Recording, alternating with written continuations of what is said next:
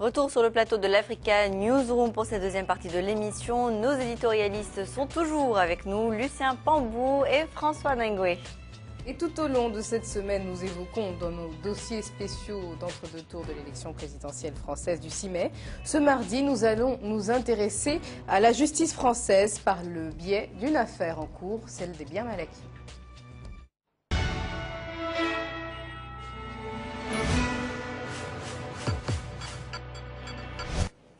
Depuis 2008, une plainte judiciaire a été engagée par deux organisations non gouvernementales établies en France à l'encontre de trois chefs d'État africains.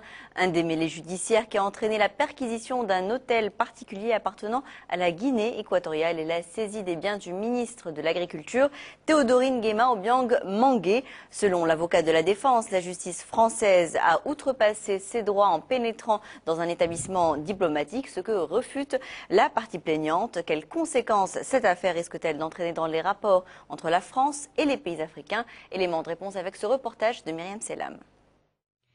2 décembre 2008. Deux associations, Sherpa et Transparency International, portent plainte pour recel de détournement de fonds publics auprès du tribunal de grande instance de Paris.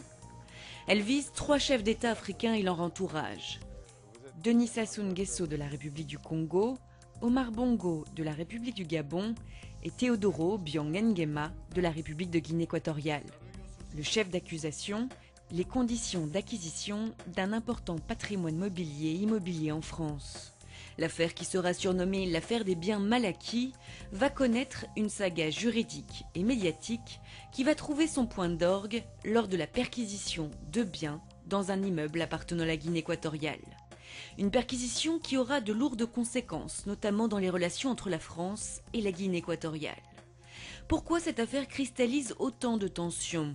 Est-ce là une affaire purement juridique ou revêt-elle un aspect politico-économique? Par cette perquisition, y a-t-il eu ingérence de la part de la justice française? Hôtel particulier, appartement, les 3 chefs d'État africains ont accumulé un grand patrimoine, notamment à Paris. Des biens qui, selon les associations, ne peuvent avoir été acquis de manière licite. Ces biens immobiliers sont extrêmement luxueux, on le sait, on obtient par la conservation des hypothèques des relevés cadastraux, on a le nombre de pièces dans des quartiers luxueux, et en face, on a le montant présumé, pas toujours déclaré, mais parfois nous avons des indications des salaires des chefs d'État, de leur épouse, de leur fille, de leur fils. Il n'y a aucune espèce de corrélation entre les deux. Les principales personnes visées sont de leur côté formelles. Ces biens ont été acquis de manière légale. Nous avons des biens, mais ces biens ne sont pas mal acquis. Je crois que... Vous les avez gagnés normalement? Normalement. Tout, non seulement moi, dans le pays, il y a un programme de lutte contre la corruption. Une première plainte déposée en 2007 par les associations est classée sans suite par le parquet. L'infraction n'est pas suffisamment caractérisée. Une seconde, déposée en 2008, arrive jusqu'à la Cour de cassation, qui juge la plainte recevable. Une procédure judiciaire est alors lancée. Avec le décès du président du Gabon, Omar Bongo, les juges s'intéressent de près à la Guinée équatoriale. Aucune preuve n'a été trouvée contre le président Théodoro Obiang, mis en cause par l'accusation. C'est un membre de sa famille qui est visé. Fin septembre 2011, une perquisition est menée par la justice dans cet immeuble qui appartient au fils du président de Guinée équatoriale. 11 véhicules de collection acquis aux États-Unis sont saisis et n'ont jusqu'à présent pas été restitués. L'avocat déplore qu'aucune justification ne leur était donnée. Eh bien, depuis le mois d'octobre 2011, octobre, novembre, décembre, janvier, février, mars, la justice n'a toujours pas répondu. Qu'a donc la justice à cacher, si ce n'est que son dossier est totalement vide? Une seconde perquisition se tient en février dernier au même endroit, mais cet immeuble a depuis été vendu à la Guinée équatoriale. S'il a été la propriété de M. Théodoro Nguema Obiang et la propriété de la République de Guinée équatoriale depuis de nombreux mois, tout ceci a été déclaré aux différentes administrations françaises et surtout, c'est un immeuble qui était affecté à un usage diplomatique et ce qui s'est passé est extrêmement grave car pour la première fois, un État, la France, par l'intermédiaire de ses services de police, de justice, ont violé la Convention internationale de Vienne en pénétrant dans un local diplomatique. Le Quai d'Orsay considère pour sa part que l'immeuble relève du droit commun et ne bénéficie donc pas de l'immunité diplomatique. Le porte-parole du Quai d'Orsay dit que cet appartement n'était pas protégé par la Convention de Vienne, c'est qu'il ne l'est pas. Et donc tout ça encore, c'est de l'écran de fumée, c'est de l'agitation médiatique pour essayer d'intoxiquer les gens dans l'idée que tous ces actes judiciaires seraient des coups de canif contre le droit, des coups de canif contre la souveraineté nationale, des coups de canif contre la nation de Guinée équatoriale. Cet appartement, ces étages, n'étaient pas protégés par la Convention de Vienne. Il n'était pas répertorié comme un appartement diplomatique. S'il l'avait été, les juges d'instruction n'y seraient jamais allés. À ce jour, le droit international ne permet pas de statuer clairement sur cette question. Cette question de souveraineté, aujourd'hui, il faut la prendre avec beaucoup de précautions et ce n'est pas la panacée, on ne peut pas l'opposer de façon systématique. Par ailleurs, quand on est entre deux États ou entre il ne faut pas aussi considérer que la souveraineté n'existe pas de façon totale et qu'on peut se permettre à faire tout, parce qu'il peut y avoir aussi des visées politiques derrière la levée de souveraineté. Donc il faut être pondéré dans cela et voir les choses au cas par cas. Il est évident que l'Élysée est vent debout dans cette histoire depuis le début. C'est-à-dire que le jour où l'enquête préliminaire a mis à jour, a révélé l'étendue du patrimoine immobilier, ça a créé des tensions diplomatiques terribles entre Paris et ses différentes capitales, et que l'Élysée n'a eu de cesse de bloquer l'affaire et de l'asphyxier et de l'étouffer. Et c'est allé jusqu'en cassation. Donc il y a eu toute une procédure, une longue bataille judiciaire entre les associations Sherpa, Transparency International et l'Élysée, en gros, qui à chaque fois instrumentalisait le parquet et lui demandait de faire appel, jusqu'à ce que ça arrive en cassation. Certains y voient derrière cette affaire politique des visées surtout économiques. Le dossier des biens mal acquis a des résultats, bien entendu, politiques, mais les bases et le fait que ces affaires-là soient mises en avant, c'est parce que les fondements sont d'abord économiques. Et que, il me semble, qu'un certain nombre peut-être de contrats, un certain nombre d'accords écrits, non écrits, n'ont pas été respectés. Et donc, on veut faire payer normalement le non-respect de ces contrats écrits ou non écrits aux dirigeants des pays qui ne l'ont pas respecté. La Guinée équatoriale appuie cette théorie. Elle estime que Daniel Lebègue, président de l'association Transparency International, participe au conseil d'administration de Technip et aurait donc des intérêts économiques en Guinée équatoriale. Cette société est l'un des leaders en ingénierie énergétique, notamment dans le pétrole. Il y a eu une publication de la presse équato-guinéenne où on disait, par exemple, le président de l'ONG Transparency International, qui est en tête de cette opposition, a des intérêts pétroliers à la hauteur de, j'ai compris, 250 millions de dollars par an. Que Technip est poursuivi pour des faits de corruption. Technip passe des contrats, et on peut passer des contrats, j'espère qu'on peut passer des contrats encore en Guinée équatoriale ou dans tel ou tel pays, autrement qu'en passant à la caisse. Je l'espère. En France, le parquet a donné le 11 avril dernier son accord pour le lancement d'un mandat d'arrêt contre Théodorine Obiang. Il revient au ministre de la Justice de se prononcer. La décision est néanmoins en suspens du fait de l'élection présidentielle française. Aux États-Unis, dans la même affaire, d'autres biens de Théodorine Obiang ont été saisis, mais les juges ont exigé que soient fournies des preuves des actes de corruption par le ministre Théodorine Obiang. Un ultimatum a été donné, ils ont jusqu'au 11 juin 2012, sinon les biens seront restitués. En France, l'enquête elle est menée par le juge d'instruction. C'est un juge qui mène l'enquête, on va dire.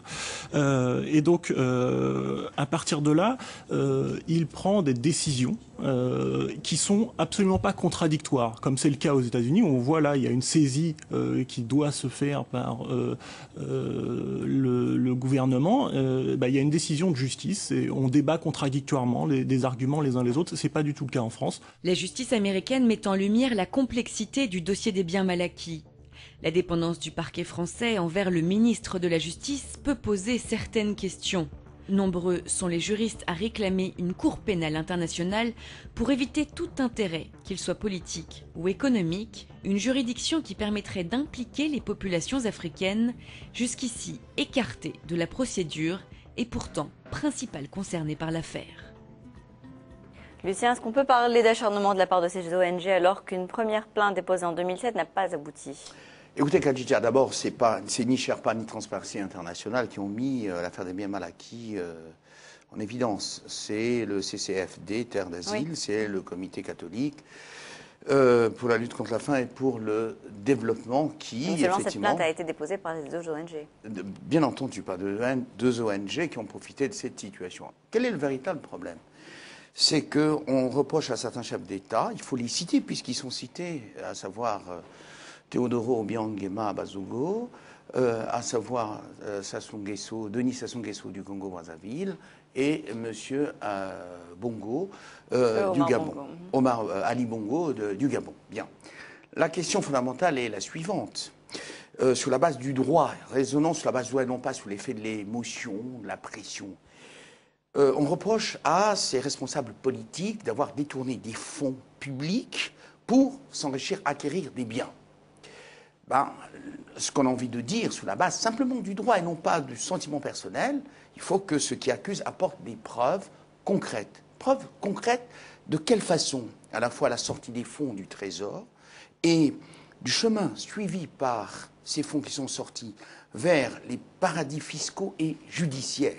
Le problème qui se pose aussi, je vais me tourner vers vous, François, c'est qu'on dénonce, on l'a vu dans le reportage, de l'ingérence ou des conflits d'intérêts, de l'intervention de l'Élysée dans ce conflit. On a vu que l'avocat William Bourdon qui s'exprimait dans ce reportage est aussi conseiller de François Hollande, par exemple. Cette histoire, justement, est un peu trop complexe pour être jugée en France ou pas? Ah non, elle peut être jugée en France. Et la justice française, on doit la respecter. La justice française est ce qu'elle est. La France est un pays qui a sa justice. Il y a suffisamment d'indépendance ou pas. Mais vous la trouvez indépendante dans ce cas-là en particulier? La justice française est très inégale. Et en fonction des sujets, on peut avoir des résultats différents. Mais moi, ce qui m'intéresse ici, ce n'est pas la partie française, en réalité. Là, c'est la partie africaine. Mais là, nous sommes dans le cadre de l'entre-deux-tours de l'élection présidentielle française. Ça n'a rien à voir, c'est une petite histoire dans le cadre de l'élection présidentielle et ça n'aura aucun effet sur les relations entre la France... Cela peut dépendre du candidat qui sera élu aussi. Hein. Le candidat qui sera élu peut déterminer la suite de cette affaire. Non, je ne crois pas que cela aura un effet sur les relations entre la France et l'Afrique en général, comme on l'a dit, ni même sur les relations entre la France et la République de Guinée. La Guinée équatoriale a menacé certains des intérêts économiques français si cette plainte n'est pas, s'il n'y a pas de frein à cette plainte. La Guinée équatoriale n'est pas en position de menacer. Vous savez que, je reviens toujours sur ça, sur le fameux triangle de souveraineté de la capacité souveraine. La Guinée équatoriale fait partie de la zone franc. La Guinée équatoriale, sur le plan militaire, a des formations, a des formateurs militaires français. Et même sur le plan du droit, il y a ce qui s'appelle l'OADA, qui est un droit d'inspiration française. Les pays, vous remarquerez que les chefs d'État en question font tous partie de la zone franc et ont, en quelque sorte, abdiqué sur les trois points de la souveraineté que je viens de mentionner. Je vous interromps juste pour Lucien, vous voulez réagir? Ah oui, je veux réagir. Non, François, on ne peut pas dire ça. C'est-à-dire que vous rentrez dans ce que j'appellerais votre analyse permanente du triangle, à la fois le droit, la monnaie et l'armée. Mais pour dire quoi? Nous sommes là sur un problème très concret. Il faudrait que la justice française apporte des preuves très concrètes. Il ne faut pas raisonner sur l'impression ou sur une émotion. On peut avoir une émotion, on la garde pour soi. Il faut raisonner sur l'impression très concrète. Il faut que la justice française apporte des preuves d'accusation très concrètes. Sur l'expropriation, sur le retirement des fonds, des trésors africains, des trésors publics africains, vers la France pour acquérir ces biens, premièrement. Deuxièmement, il me semble que dans l'affaire, par exemple, une affaire qui est très précise, celle de la Guinée, équatoriale, il y a eu une confusion des genres. Pourquoi? La Convention de Vienne, qui a été effectivement signée en 61 et ratifiée en 64, en avril 64, protège en effet, au nom des relations diplomatiques, un certain nombre d'ambassades. Or, il se trouve que le président Nicolas Sarkozy a essayé de faire, vous pensez? Alors, je ne sais pas si le président... Non, le président Sarkozy n'a rien à voir là-dedans. Ce qu'on entendait dans le reportage de il faut rester sous l'angle du droit. Le problème, c'est que nous, en Afrique, on reste simplement sur de l'émotion, de l'impression. Apprenons intellectuellement à rester sur la rationalité froide, même si c'est contre Mais la Guinée équatoriale, en l'occurrence, n'est pas dans l'émotion. Elle est bien dans le droit. Elle est dans le droit. Mais que dit-elle? Elle dit simplement que M. Théodorine, effectivement, l'appartement qu'il occupait, c'était un établissement qui appartenait à l'ambassade de la Guinée équatoriale, 1. Et que 2, un certain nombre de biens acquis par M. Théodorine le sont par ces nombreuses sociétés. Nous sommes dans un pays qui, en effet, permet à ses ministres d'avoir des sociétés. Et 3, que la justice française, dans ses accusations, apporte des preuves. Que l'on soit contre. Alors vous avez parlé de preuves. En avril dernier, la justice américaine a réclamé plus de preuves, sinon quoi les charges retenues et tout ce qui a été perquisitionné sera redonné donc à la partie défendresse. Mais la preuve, elle n'a pas eu Kadjidja, ces preuves. Et donc, que dit le juge américain? Ils ont de toi jusqu'au 11 juin pour donner toutes ces preuves. Cette décision, est-ce que la décision américaine risque de faire jurisprudence? J'espère qu'elle fera jurisprudence, parce qu'en France, on part d'un principe que finalement les pays africains, bon, on peut les traiter comme moins que rien. Les responsables africains, on peut les traiter moins que rien. Je rappelle que dans le rapport, en mars 2007, des biens mal acquis, effectivement, sur ces fortunes qui enrichissent les dictateurs africains, c'est le titre, et avec la complaisance des pays occidentaux, eh bien, tant que les dictateurs africains suivent l'ordre de marche de ce que veut la France, les choses se passent bien. Et à partir du moment où ces dictateurs, à un moment donné, pensent qu'il faut traiter ou penser à leur pays, les choses se passent mal. C'est ce qui est en train de se passer, malheureusement, là. Et pour en revenir à l'élection présidentielle à venir, François Hollande, le candidat, cherche à rassurer sur ses intentions quant à ses nouveaux rapports avec le continent africain, avec le Parti socialiste au pouvoir. Est-ce que justement, ce genre d'affaires ne risque plus de refaire surface? Marie-Angèle, vous êtes sûre que les choses vont disparaître comme ça? Monsieur François Mitterrand, en 81, nous avait promis monts et merveilles en disant que voilà, la France-Afrique de Foccart allait disparaître du jour au lendemain, et on est retombé dans les mêmes travers. Écoutez, j'ai beaucoup de respect pour la gauche française, j'ai beaucoup de respect. Si d'aventure, M. Hollande était président de la République, mais j'ai bien peur que les relations entre la France et l'Afrique, malgré ses déclarations, ne changent pas beaucoup. Donc là, vous rejoignez François, effectivement. Oui, bien sûr, de ce point de vue-là. Non, ça n'a rien à voir pour ça. Moi, je parlais puisqu'on parlait du problème de la Guinée équatoriale, je disais tout simplement que cela n'aura aucun effet sur les relations entre la France et l'Afrique, et même sur les relations entre la Guinée équatoriale et la France.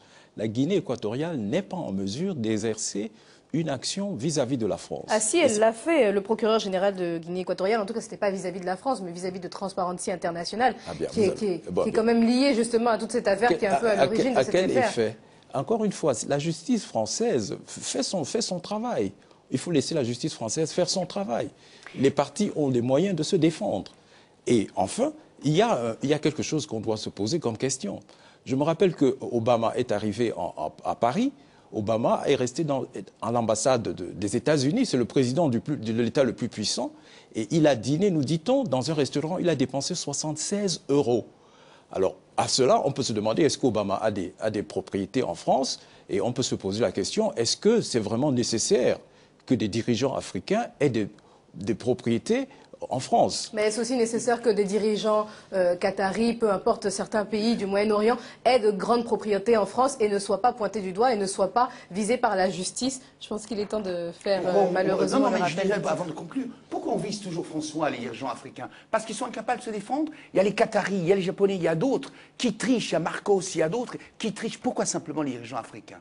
Alors, nous allons mettre fin à ce débat. Messieurs, nous passons au rappel des principaux titres de l'actualité africaine. Nous avions au sommaire la ville de Bamako, où règne une nouvelle fois depuis le mois de mars la confusion. Des combats y ont éclaté lundi soir et dans la journée de mardi entre des éléments de l'ancienne garde présidentielle du président Amadou Toumani Touré et les putschistes du CNR-DRE. Les versions divergent pour l'instant quant à l'origine de ces affrontements.